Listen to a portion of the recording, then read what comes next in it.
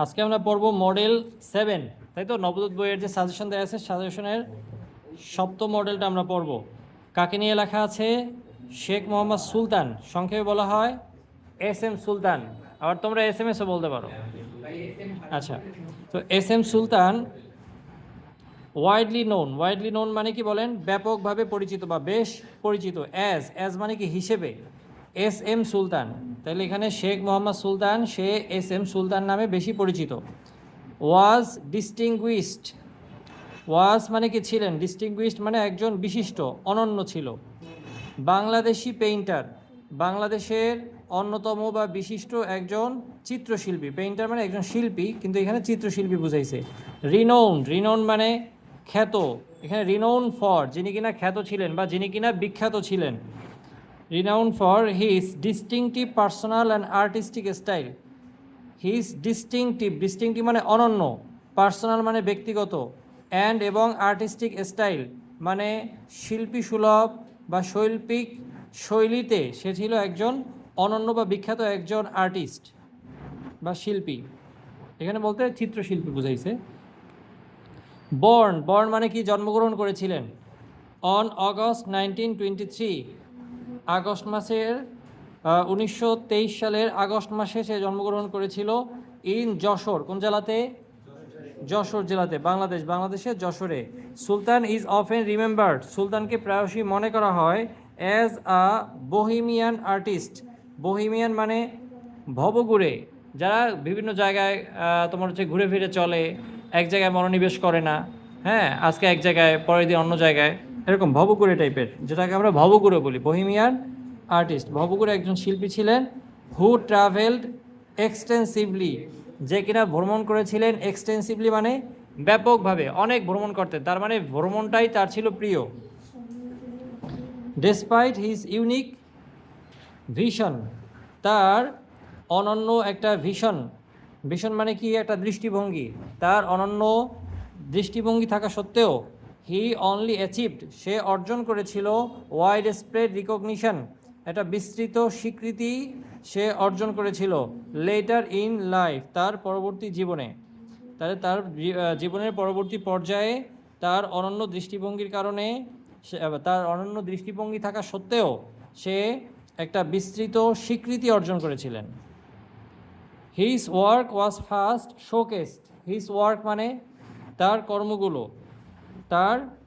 কর্মগুলো was first showcase মানে প্রদর্শিত হয়েছিল। ইন ঢাকা, কোথায়?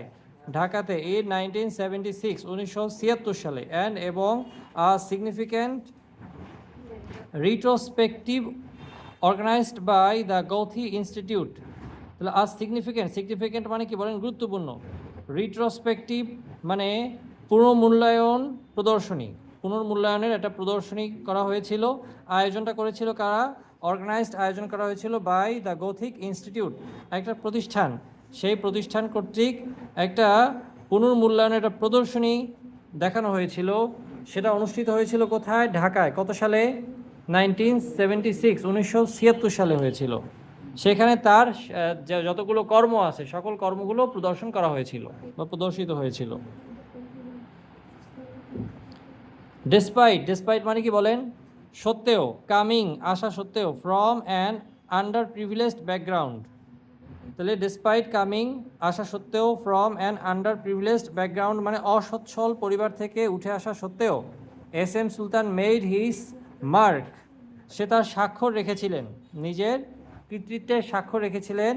ইন দ্য আর্ট, শিল্পের ক্ষেত্রে। তাহলে শিল্পে তার স্বাক্ষর রেখেছিলেন মানে শিল্পে তার অবদান রেখেছিলেন। আর্ট ওয়ার্ল্ড, শিল্পের বিশ্বে। থ্রু মাধ্যমে।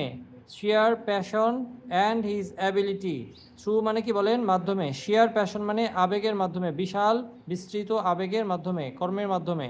অ্যান্ড হিজ অ্যাবিলিটি, তার কর্মদক্ষতার মাধ্যমে। টু বিল্ড, যা তিনি তৈরি করেছিলেন। এন্ডিউরিং কানেকশনস, যে একটি দীর্ঘস্থায়ী সম্পর্ক তৈরি করতে সক্ষম হয়েছিলেন তার কর্মের মাধ্যমে। অলদো অর্থ কি বলেন? যদিও। হিজ ফ্যামিলি, তার পরিবার। কুড নট অ্যাফোর্ড, বহন করতে পারেনি। হিজ এডুকেশন, তার শিক্ষা ব্যয় বহন করতে পারেনি। অ্যাট দ্য কলকাতা স্কুল, কোথায়? কলকাতা স্কুলে তার শিক্ষা ব্যয়টা বহন করতে পারেনি। তাহলে এখানে Kolkata school of art, Kolkata art স্কুলে তার যে শিক্ষা ব্যয় এটা বহন করতে পারেনি। হি রিসিভড, সে গ্রহণ করেছিলেন স্পেশাল রিকমেন্ডেশন, একটা বিশেষ সুপারিশ সে পেয়েছিলেন। স্পেশাল রিকমেন্ডেশন পেয়েছিলেন, বিশেষ একটা সুপারিশ পেয়েছিলেন। দ্যাট অ্যালাউড হিম, যে সুপারিশটা তাকে অনুমতি দিয়েছিল বা অনুমোদন দিয়েছিল টু স্টাডি দেয়ার, সেখানে পড়াশোনা করতে ফর 3 ইয়ার্স, মানে 3 বছর পড়াশোনার জন্য সে একটা সুযোগ পেয়েছিলেন, তাকে একটা সুপারিশ করা হয়েছিল। His very simple but highly philosophic art, his মানে কি বলেন, তার, ভেরি সিম্পল মানে খুবই সাধারণ, বাট কিন্তু হাইলি ফিলোসফিক আর্ট, কিন্তু উচ্চমানের দার্শনিক যে শিল্পগুলো, which features nature and the people of Bangladesh. তাহলে হুইচ ফিচার্স, যেখানে আসলে ফুটে উঠেছিল, যার বৈশিষ্ট্য ছিল নেচার, প্রকৃতির, যার মধ্যে এখানে ফিচার্স বলতে ফুটিয়ে তোলা হয়েছিল নেচার, প্রকৃতিকে ফুটিয়ে তোলা হয়েছিল, অ্যান্ড এবং দ্য পিপল অফ বাংলাদেশ, বাংলাদেশের মানুষের জীবনকে ফুটিয়ে তোলা হয়েছিল। হ্যাজ বিকাম, হয়ে ওঠেন the prime source of inspiration, যে অনুপ্রেরণার প্রধান উৎস হয়ে ওঠেন। ফর দ্য নিউ জেনারেশন, নতুন প্রজন্মের জন্য, অফ পেইন্টার্স, যে এই যে শিল্পীদের বা চিত্রশিল্পীদের নতুন প্রজন্মের জন্য সে একজন বড় অনুপ্রেরণা হয়ে উঠেছিলেন। বোঝা যায়? আচ্ছা, সুলতানস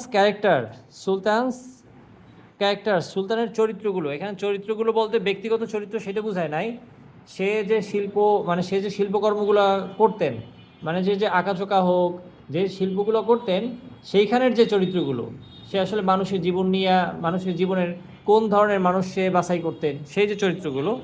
ক্যারেক্টার্স ওয়্যার, তার যে চরিত্রগুলো ছিল কারা, ফার্মার্স, কৃষক, রুরাল উইমেন, যে গ্রামীণ নারী, চিলড্রেন, শিশুরা, অ্যানিমলস মানে কি বলেন, প্রাণী, হ্যাঁ, অ্যান্ড এবং ইভেন পেটস, তার এই চরিত্রগুলোর মধ্যে এমনকি পোষা প্রাণীও ছিল। পেটস মানে কি বলেন, পোষা প্রাণী। The main features of his paintings, তার চিত্রকর্মের প্রধান বৈশিষ্ট্য, ইজ দ্য ম্যাসকিউলার ফার্মার্স, যে ম্যাসকিউলার ফার্মার্স মানে কি বলেন, পেশিবহুল কৃষকরা ছিল তার চিত্রের প্রধান বৈশিষ্ট্য, তার যে শিল্পকর্মের প্রধান বৈশিষ্ট্য। কারণ সে ওই যে মেসকুলার, মাংসপেশি সম্পর্কিত, যে বডি বিল্ডারদের মতো শরীরওয়ালা এরকম কৃষকদের তার চিত্রের মধ্যে, মানে আঁকাঝোঁকার মধ্যে ফুটিয়ে তুলতেন। উইথ এক্সটেন্সিভ মাসেলস, যাদের ছিল বিশাল বড় মাসেল, মাংসপেশি বা পেশি, অ্যান্ড এবং গডলি ফিজিক্যাল স্ট্যাচার, গডলি মানে একদম দেবতাদের মতো, সৃষ্টিকর্তা বুঝাবে না এখানে, দেবতাদের মতো, হ্যাঁ। ফিজিক্যাল মানে শারীরিক, স্ট্রাকচার মানে গঠন, মানে দেবদেবীদের মতো শারীরিক এরকম গঠন। হুইচ মেক হিজ ফার্মার্স, যে বৈশিষ্ট্যগুলো তার কৃষকদেরকে বানিয়েছিল লার্জার দ্যান লাইফ, জীবনে যতটা বড় তার থেকেও বেশি বড় করে তুলেছিল। সুলতান took little care of his finished work, সে যে কর্মগুলো শেষ করতেন সেটার খুব সামান্যই যত্ন নিতেন, তার মানে অতটা যত্ন নিতেন না। যে আঁকাঝোঁকা যেটা শেষ হয়েছে, যেই পৃষ্ঠা আঁকা শেষ হয়েছে অথবা একটা পেইন্টিং শেষ হয়েছে, সে একটা দেখা যায় যত্র ফেলে রাখতেন, ওটা গুছিয়ে রাখতেন না। অথবা পেইন্টিংয়ের জন্য যে উপকরণগুলো ব্যবহার করতেন সেগুলো ছিল সস্তা উপকরণ, বেশি দিন টেকসই ছিল না, এরকম। অ্যান্ড এবং মেনি আর লস্ট, তার শিল্পকর্মের অনেকগুলোই হারিয়ে গেছে। হি ওয়াজ আনকনসার্নড, সে ছিল একটু উদাসীন টাইপের। অ্যাবাউট ইউজিং ম্যাটেরিয়ালস, যে উপকরণ ব্যবহারে সে ছিল উদাসীন। দ্যাট উড প্রিজার্ভ, যে আসলে সংরক্ষণ করার জন্য যে ম্যাটেরিয়ালগুলো, উপকরণগুলো দরকার, সেই উপকরণগুলো ব্যবহারের ক্ষেত্রে সে ছিল উদাসীন। হ্যাঁ, সে অতটা খেয়াল করতেন না যে আমি যে আসলে যে জিনিসগুলো ব্যবহার করতেছি সেটা আসলে কতদিন স্থায়ী হবে। সুলতান সং, সুলতানের যে গানগুলো, was never about a legacy of artwork but of ideas. তাহলে সুলতানের যে সং বলতে এখানে শিল্পযাত্রা, ওয়াজ নেভার অ্যাবাউট কখনোই ছিল না, আর লিগেসি অফ আর্টওয়ার্ক কেবল শিল্পকর্মের উত্তরাধিকার, এটাই ছিল না, বাট অফ আইডিয়াস বরং ভাবনার উত্তরাধিকার ছিল। তার মানে সে ভাবনাটাকে ফুটাই তুলতেন।